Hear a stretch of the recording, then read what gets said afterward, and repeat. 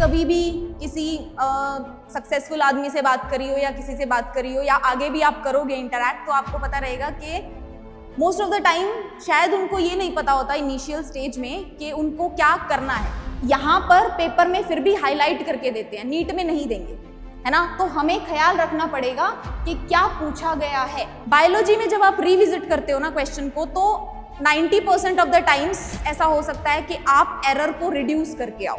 ऐसा नहीं कि चलो नीट में ही जाके करेंगे ये काम। नीट में जाके क्या करोगे, वहां तो फाइनल है ना, वो तो आपको प्रैक्टिस शुरू से करनी है। Hello everyone, my self Himani Vashishtha from Hisar Vidyapeeth. I am a botany faculty. तो बच्चों, आपको पता है बहुत ही कम टाइम रह गया है नीट के अंदर।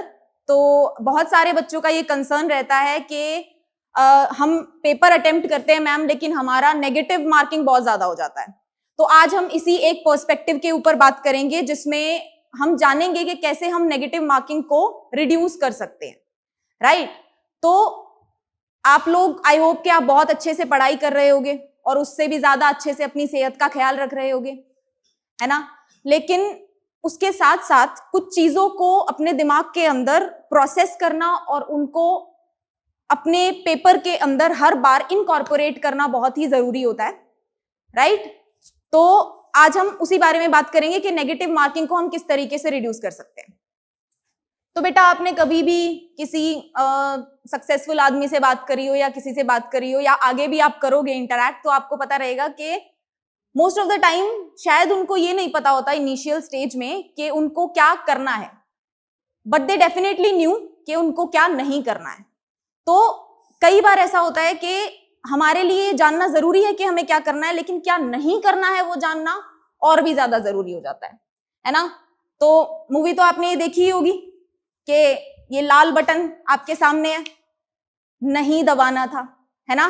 तो वही बात है कि बहुत बार ऐसा होता है कि कोई चीज हमें नहीं करनी होती है, हमें उसको जानना पहले ज्यादा जरूरी होता है ना। तो आज हम उसी बारे में बात करेंगे कि नेगेटिव मार्किंग जो कि हमें नहीं करनी है, वो कैसे नहीं करनी है। कुछ पॉइंटर्स को हम डिस्कस करेंगे। तो सबसे पहली चीज कि आपको क्वेश्चन को बेटा प्री अज्यूम नहीं करना है कि मुझे सब आता है, मुझे पता है, मैं क्वेश्चन को पूरा रीड नहीं करूंगा या नहीं करूंगी। क्वेश्चन को आपको बेटा पूरा रीड करना है कंप्लीटली। क्योंकि कई बार क्या होता है कि हम क्वेश्चन पढ़ने लगते हैं, हमें लगता है कि अच्छा ये स्टेटमेंट सही जा रही है, लेकिन सही होते होते एंड मोमेंट पे वो जो स्टेटमेंट होती है वो गलत हो जाती है, राइट। तो हमें क्वेश्चन को प्री अज्यूम नहीं करना है कि हमें पता है। क्वेश्चन को पूरे तरीके से पूरा रीड करना है, वो भी बहुत ही केयरफुली आपको रीड करना है। तो जैसे ये क्वेश्चन है एक, इसमें यहां तक देखिए, despite the presence of the green leaf and the optimal light CO2 condition, सब चीजें ऑप्टिमम दी गई हैं, लेकिन कहा गया है कि प्लांट फिर भी फोटोसिंथेसाइज नहीं कर रहा क्योंकि टेम्परेचर बहुत ही लो है। यहां तक सब कुछ सही जा रहा था, स्टेटमेंट सही जा रही थी, हमें लग रहा है कि स्टेटमेंट बिल्कुल ठीक है। पर बिल्कुल लास्ट मोमेंट पे क्या हुआ, क्या कह रहे हैं कि even after providing optimal temperature, लेकिन जब हम ऑप्टिमम टेम्परेचर प्रोवाइड करेंगे तो भी plant will not start photosynthesising. तो यहां पर ये स्टेटमेंट सही होते होते गलत हो गई, एकदम से वक्त बदल गया, जज्बात बदल गए, पूरा का पूरा क्वेश्चन सही होते होते, स्टेटमेंट सही होते होते गलत हो गई है ना। तो ऐसा कई बार होता है। तो हमें क्वेश्चन को प्री अज्यूम नहीं करना है, आधा नहीं पढ़ना है बेटा क्वेश्चन को आपको पूरे तरीके से ही रीड करना है, तभी आप नेगेटिव मार्किंग को कट डाउन कर पाएंगे। ओके, सेकंड चीज, हमें क्वेश्चन को बहुत ही केयरफुली रीड करना है। जैसे कुछ पॉइंट्स होते हैं, जैसे कि क्वेश्चन में लिखा हुआ है एक्सेप्ट, इसके अलावा, है ना। तो ये चीज आपको ध्यान रखनी है। नॉट ट्रू लिखा हुआ है कि ट्रू लिखा हुआ है, ये सब चीजों के ऊपर आपको ध्यान रखना है कि क्या चीज लिखी हुई है। कई बार क्वेश्चन में फॉर्मर और लेटर जैसी चीजें लिखी हुई होती हैं। कई बार क्वेश्चन में रिस्पेक्टिवली लिखा हुआ होता है। कई बार क्वेश्चन आता है AITS में, किसी भी पेपर के अंदर आया क्वेश्चन, तो उसमें बच्चे बुलाते हैं मैम 2 ऑप्शन सेम जा रहे हैं। सेम नहीं जा रहे हैं, रिस्पेक्टिवली लिखा हुआ है। एक में एक ऑप्शन के अंदर कोई चीज आगे लिखी हुई है, दूसरी चीज पीछे लिखी हुई है, दूसरे ऑप्शन के अंदर स्वैप किया हुआ है। तो रिस्पेक्टिवली में आपको ध्यान रखना होता है कि एक के बाद एक चीज पूछी गई है। उसके बाद एक और होता है फिजिक्स में, increased to and increased by, कि कितना, कितने स्तर पर बढ़ा और कहां तक बढ़ा। तो दोनों बातों में फर्क होता है। तो ये सब कुछ की पॉइंट्स हैं जिनके ऊपर हमको खास ध्यान रखना होता है। देखिए जैसे ये क्वेश्चन है एक, इस क्वेश्चन में ऊपर क्या लिखा हुआ है, आइडेंटिफाई द इनकरेक्ट स्टेटमेंट, है ना। नीचे क्या लिखा हुआ है, चूज दी करेक्ट आंसर। ठीक है, अब यहां पर पेपर में फिर भी हाईलाइट करके देते हैं, नीट में नहीं देंगे, है ना। तो हमें ख्याल रखना पड़ेगा कि क्या पूछा गया है। और एक और चीज, जब भी कोई स्टेटमेंट आपको सही लगती है या कोई स्टेटमेंट आपको गलत लगती है, तो आपको गलत स्टेटमेंट पे इस तरीके से लगाना होता है और सही स्टेटमेंट पे इस तरीके से लगाना होता है। ये नहीं कि आपसे इनकरेक्ट पूछी गई है तो आप हर इनकरेक्ट स्टेटमेंट के ऊपर टिक लगा रहे हैं, उससे कंफ्यूजन क्रिएट होता है। ठीक है, तो आपको ऐसा नहीं करना है। You have to read the question very very carefully. ठीक है, उसके बाद नेक्स्ट जो पॉइंट है that is let go of the question. कई बार छोड़ देना बेहतर होता है पकड़े रहने से, है ना। तो क्वेश्चन के अंदर अगर आपको लग रहा है कि क्वेश्चन बहुत ज्यादा टाइम टेकिंग है पर मुझसे हो जाएगा, तो फॉर अ मोमेंट उस क्वेश्चन को आप छोड़ दीजिए। ठीक है, अगर कोई क्वेश्चन है जो आपको लग रहा है कि ये तो मेरे से बिल्कुल भी नहीं होगा, उस क्वेश्चन को भी आप छोड़ दीजिए। अलग अलग टाइप के क्वेश्चन होते हैं। फॉर एन एग्जाम्पल, एक होता है भाई टाइप 1 क्वेश्चन। ठीक है, टाइप 1 क्वेश्चन को हम कहते हैं परफेक्ट क्वेश्चन। परफेक्ट क्वेश्चन कौन सा होता है, जिसमें 4 ऑप्शन है, ए बी सी डी। मुझे बहुत अच्छे से पता है कि डी सही है और सी बी और ए गलत है, और क्यों गलत है। ऐसे क्वेश्चन को पहले और दूसरे पॉइंट को ध्यान रखते हुए बहुत ही केयरफुली रीड करना है और उसके बाद पूरा रीड करके उसका आंसर लगा देना है। इस क्वेश्चन को हमने छोड़ना नहीं है। ठीक है, टाइप 2 क्वेश्चन होता है जिसके अंदर A B C D 4 option है। हमें लग रहा है कि 2 सही हो सकते हैं, लेकिन हमें पता है कि 2 तो पक्का गलत है। ठीक है, ऐसे क्वेश्चन को फॉर अ मोमेंट आप स्किप कर सकते हो, but after some time you can revisit the question.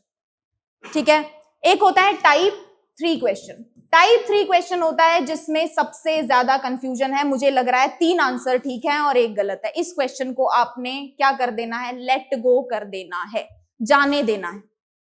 इस पे दोबारा रिविजिट भी नहीं करना है, क्योंकि हमें ये क्वेश्चन छोड़ना ही है।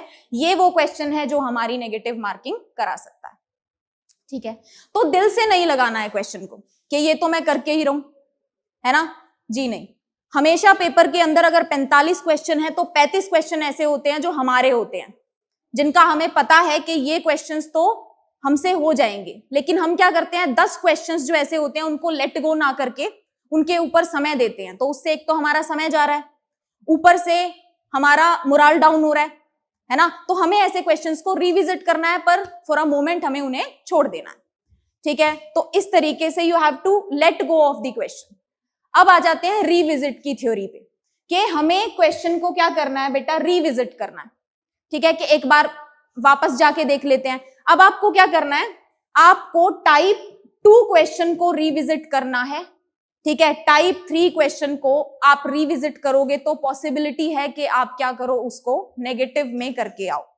ठीक है, तो आपको ऐसा नहीं करना है। अब रिविजिट में भी 2 प्रकार के सब्जेक्ट्स हैं हमारे पास, एक है बायोलॉजी और एक है फिजिक्स और केमिस्ट्री। बायोलॉजी में जब आप रिविजिट करते हो ना क्वेश्चन को, तो 90% ऑफ द टाइम्स ऐसा हो सकता है कि आप एरर को रिड्यूस करके आओ, आप क्वेश्चन जो गलत हो रहा था उसको सही करके आओ, उसके चांसेस ज्यादा हैं। क्यों? क्योंकि बायोलॉजी के अंदर रीडिंग मिस्टेक्स होती हैं। ठीक है, लेकिन फिजिक्स के अंदर, केमिस्ट्री के अंदर ऐसा हो सकता है कि आप रिविजिट करो और आप नेगेटिव करके आओ। तो आपको सिलेक्टिव क्वेश्चंस को रिविजिट करना है, ये चेक करना है कि जो मैं करके आया हूं या करके आई हूं क्या वो सही है। ठीक है, लेकिन जो क्वेश्चन मुझे पता चल गया था कि मुझे नहीं आता है, उसको बेटा छोड़ देना ही बेहतर होता है। तो आपको जाने देना है। ठीक है, और उसके साथ साथ क्वेश्चन को रिविजिट करना है। बायोलॉजी के अंदर आपको रिविजिट करने से एरर क्या होगी, रिड्यूस होगी भाई। ठीक है, और वहीं पर फिजिक्स के अंदर आपको सिलेक्टिवली रिविजिट करना है क्वेश्चंस को। अगर आप हर एक क्वेश्चन को रिविजिट करोगे तो आपके एरर होने के चांसेस बढ़ सकते हैं। ठीक है, तो रिविजिट करना गलत नहीं है, बट फिजिक्स में you have to be very selective कि आपको किस चीज को रिविजिट करना है। उसके बाद चूज एक्यूरेसी ओवर स्पीड। जल्दी आंसर देने का कंपटीशन नहीं है बेटा, सही आंसर देने का कंपटीशन है। हमें पनवेल नहीं निकलना है वसूली बाई की तरह कि हमें कहीं पनवेल निकलना है और हम तो अभी करके रहेंगे सारा का सारी की सारी चीज, जी नहीं। ठीक है, हमें क्या करना है, हमें स्पीड के ऊपर किसको चूज करना है बेटा, एक्यूरेसी को, क्योंकि एक्यूरेसी के मार्क्स हैं। ठीक है, हमें कोई जल्दबाजी नहीं है किसी चीज की। You have to read the question completely and very very carefully. ठीक है, उसके बाद डोंट पैनिक, आप घबराएं नहीं, घबराने की जरूरत नहीं है। मैंने जैसा आपको कहा कि 45 क्वेश्चन में से 35 क्वेश्चन ऐसे हैं जो हमारे लिए बने हैं, जो हमें करने हैं और जिनसे हम मार्क्स निकाल सकते हैं। ठीक है, लेकिन 10 क्वेश्चंस ऐसे होते हैं जो हो सकता है थोड़े टफ हो, तो आपको उन टफ क्वेश्चंस को देख करके घबराना नहीं है।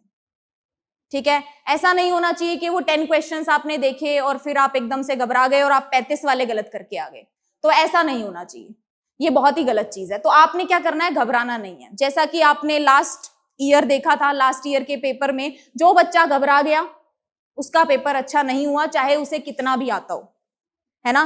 तो जो सारा खेल था पिछले साल वो किस बारे में था, ना घबराने के ऊपर, डोंट पैनिक। ठीक है, घबराएं नहीं। तो ये कुछ पॉइंटर्स हैं जिनको आप दिमाग के अंदर अगर रखेंगे तो डेफिनेटली आपको फायदा होगा। पर ऐसा नहीं करना है कि एक हफ्ता रह गया और 2 हफ्ते रह गए और आप नीट के ही पेपर में जाके सोच रहे हो कि अच्छा मुझे ये 6 पॉइंट दिमाग के अंदर रखने हैं। बिल्कुल भी नहीं। आप हर बार जब मॉक टेस्ट दे रहे हो तब आपको ये 6 पॉइंट्स जो हैं ये दिमाग के अंदर रखने।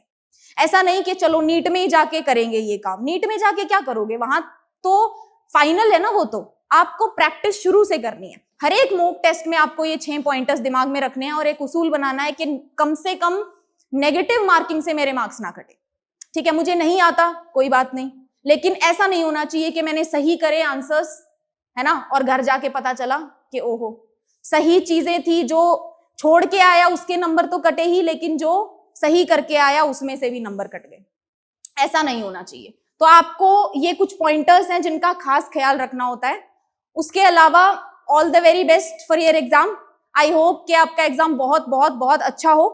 एक चीज ध्यान रखिए बेटा कि हमेशा हम लोग मोटिवेशन सीख करते हैं, ठीक है, पर you have to choose discipline always over motivation. क्योंकि मोटिवेशन हो सकता है कि रोज आपको चाहिए वो 10 दिन में खत्म होगी, 20 दिन में, बट आप जब डिसिप्लिन को चूज करते हो ना तो आपको मोटिवेशन की जरूरत नहीं होती, आपका डिसिप्लिन ही आपका मोटिवेशन बनता है। And you have to choose focus over distraction. Focus इतना तगड़ा होना चाहिए कि डिस्ट्रैक्शन से आपको कोई भी फर्क ना पड़े।